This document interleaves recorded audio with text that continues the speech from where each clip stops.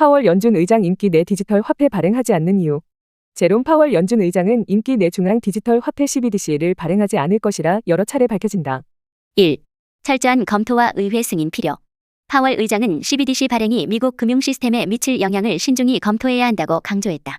그는 연준이 의회의 승인 없이는 CBDC를 발행하지 않을 것이라고 밝혔으며 정치적 합의가 필요하다고 언급하였다. 2. 기존 결제 시스템의 효율성. 미국은 이미 신용카드, 전자결제, 암호화폐 등 다양한 디지털 결제 수단이 발달해 있다. 따라서 CBDC가 반드시 필요한지에 대한 의문이 존재한다. 3. 금융 안정성 문제. CBDC가 도입되면 기존 은행 예금이 줄어들고 금융기관이 유동성 문제를 겪을 가능성이 있다. 특히 경제 불안 시 사람들이 CBDC로 자산을 대거 이동시키면 뱅크런 위험이 커질 수 있다. 4. 프라이버시 및 감시 논란. CBDC는 정부가 모든 거래를 추적할 수 있는 만큼 개인의 금융 정보 보호 문제가 발생할 수 있다. 미국 내에서는 정부의 금융 감시 강화에 대한 우려가 크기 때문에 CBDC 도입이 정치적으로 민감한 사안이다. 5.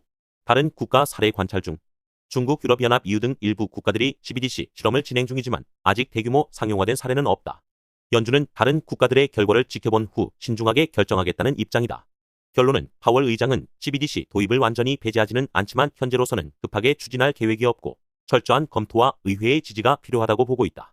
따라서 그의 임기 내 현재 2026년 2월까지에는 미국에서 CBDC가 발행될 가능성이 아주 희박해 보인다.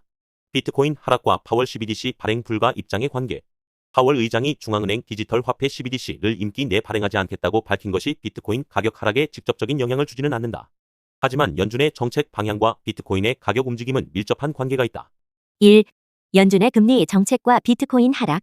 비트코인은 위험자산으로 분류되며 연준의 금리 인상 기조가 이어지면 하락 압력을 받는다.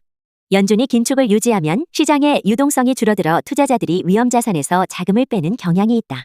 최근 파월이 금리 인하에 신중한 태도를 유지하면서 비트코인이 하락한 측면이 크다. 2. CBDC 미발행이 비트코인에 미치는 영향은 제한적. 만약 연준이 CBDC를 적극적으로 추진했다면 일부 투자자들이 비트코인을 대체할 자산으로 인식할 가능성이 있었을 것이다. 그러나 연준이 CBDC 발행을 미루면서 비트코인과 직접적인 경쟁 구도가 형성이 되지 않는다. 따라서 CBDC 관련 소식이 비트코인 가격에 미치는 영향은 제한적이며 하락의 주된 이유는 금리 정책과 시장 심리 변화 때문이다. 3. 최근 비트코인 하락의 주요 원인. ETF 대량 매도. 비트코인 현물 ETF 출시 이후 일부 기관 투자자들이 차익 실현에 나섰다. 금리 인하 기대감 후퇴.